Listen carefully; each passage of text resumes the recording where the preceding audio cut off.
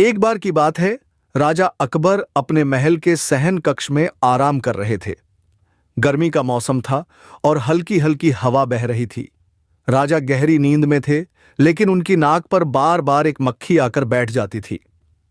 इससे परेशान होकर राजा ने अपने सैनिकों को बुलाया और कहा, इस मक्खी से छुटकारा पाने का कोई उपाय करो। सैनिकों ने कई तरीके आजमाए, लेकिन मक्खी को भगाने में असफल रहे। तभी एक सैनिक ने सुझाव दिया, महाराज, क्यों ना हम एक बंदर को बुलाएं? वह आपकी सेवा करेगा और मक्खी को दूर भगाएगा।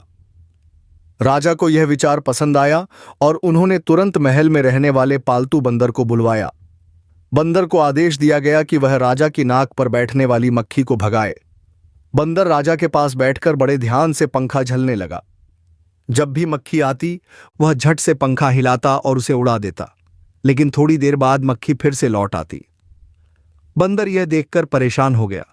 उसने और तेजी से पंखा झलना शुरू कर दिया, लेकिन मक्खी इतनी चतुर थी कि बार बार राजा की नाक पर बैठ जाती।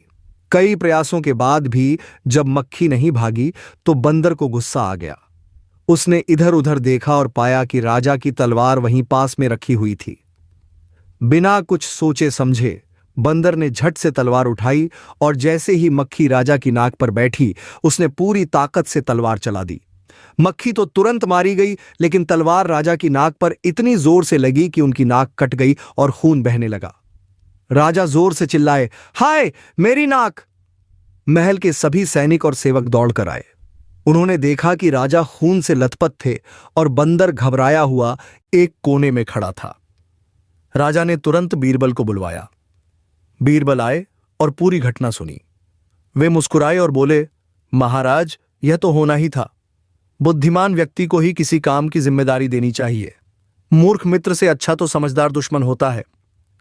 राजा को बीरबल की बात समझ में आ गई। उन्होंने बंदर को तुरंत महल से निकालने का आदेश दिया और आगे से किसी भी काम को करने से पहले सोच समझकर निर्णय लेने की सीख ली।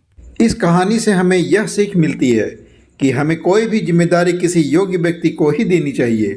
मूर्ख मित्र से सावधान रहना चाहिए, क्योंकि वह बिना सोचे समझे कोई भी काम कर सकता है जिससे हानि हो सकती है। मेरे प्यारे दोस्तों, यदि आपको इस तरह की कहानियाँ अच्छी लगती है तो वीडियो को लाइक करें और चैनल को सब्सक्राइब कर दें और कमेंट बॉक्स में लिखें, जय हिंद।